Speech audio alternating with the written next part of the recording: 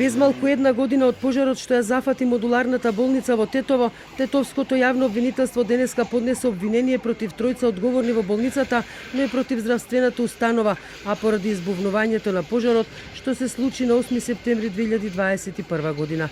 Основното јавно обвинителство Тетово до надлежниот суд поднесе обвинителен предлог против тројца обвинети.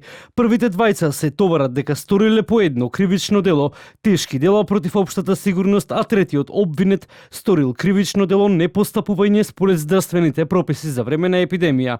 Што се однесува до правното лице, тоа ќе се гони за кривично дело, предизвикување општа опасност и за непостапување според здравствените прописи за време на епидемија.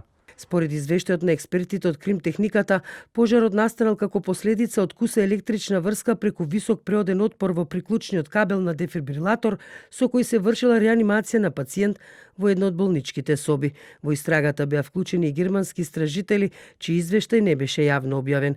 Во пожарот изгореа 14 луѓе, 12 беа пациенти, а 2 беа придружба на ковид заразените.